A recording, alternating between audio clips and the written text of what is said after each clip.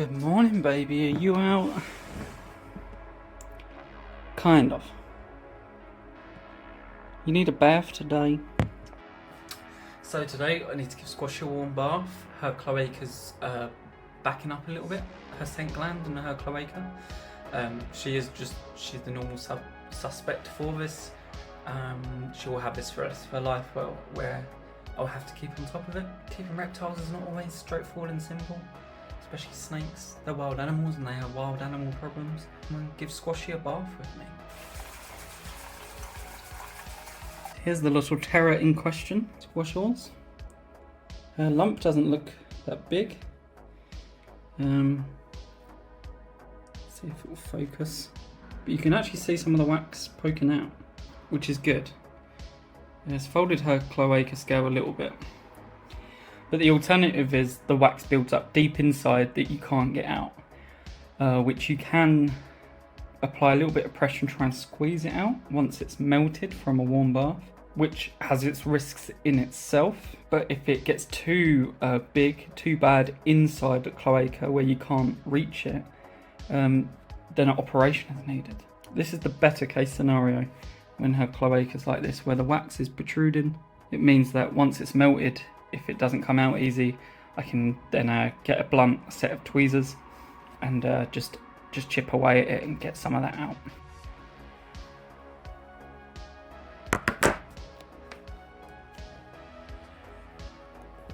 So it's still way too hot. We've just got to wait a few minutes for that to calm down. We want it the same temperature as her hotspot, ideally.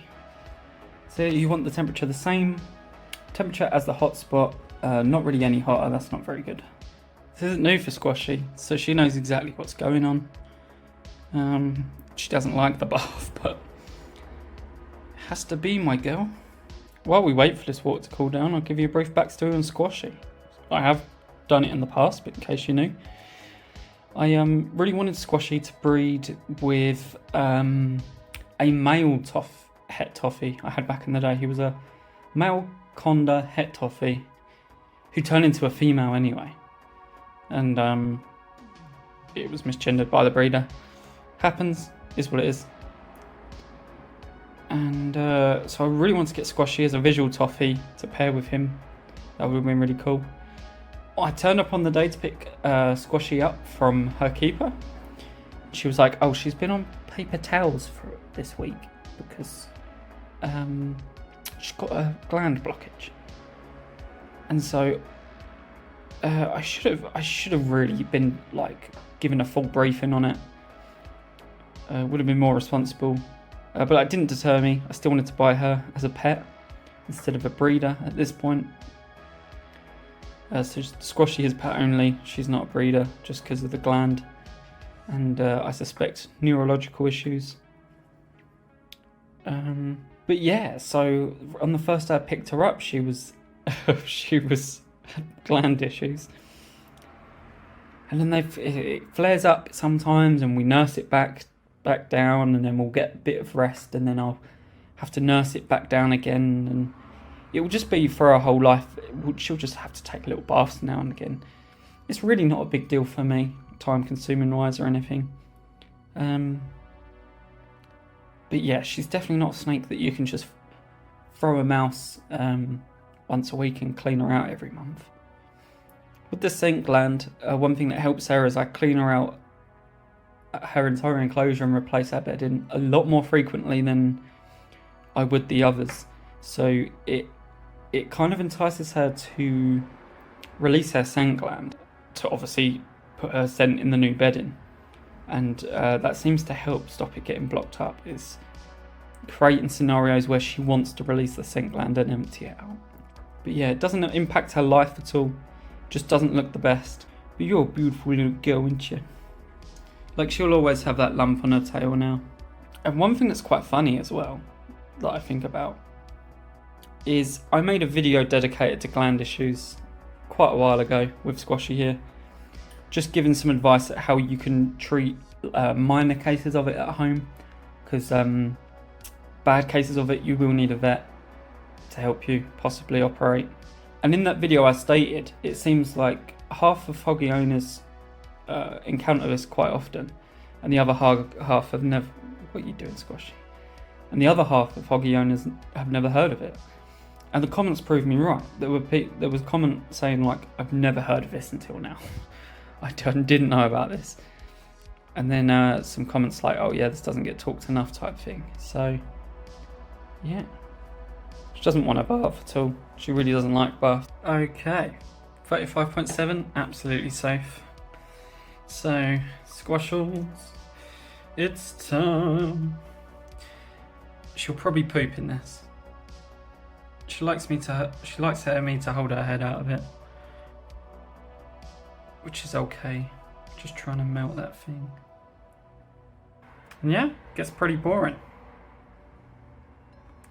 She's trying to escape. And it's just manipulating her movements so her tail stays in. Yeah, this is it. Don't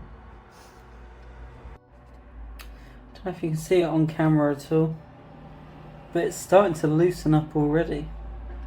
Might even be able to pass that by herself without any help. Alright, it's been about 6-7 minutes. That's enough. Doesn't need to be much longer than that.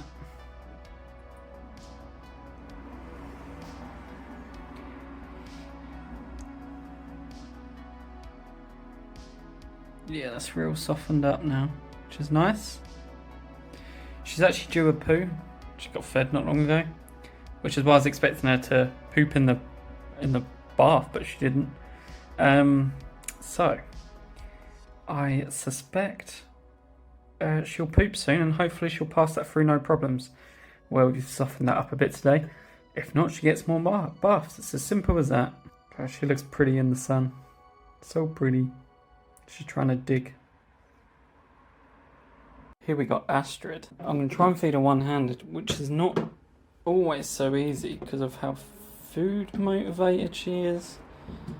It's leave the lid on for my own protection.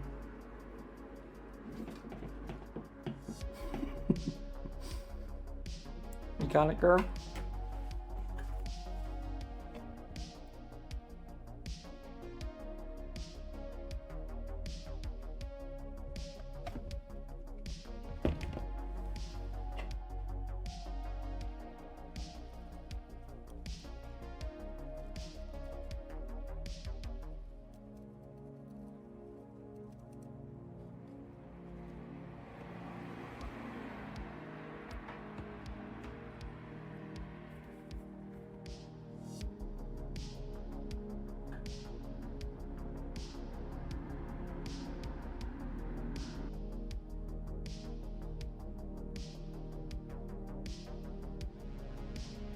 Hey, took a bit of negotiating with him to take it, but he got it.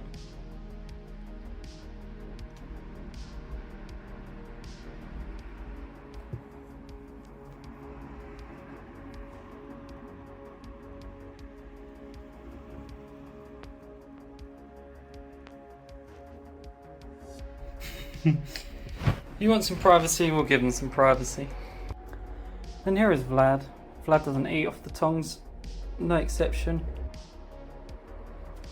Yeah. But all I do, put that up there, and he'll take that. 100% of the time, he takes it. Then here is Vlad.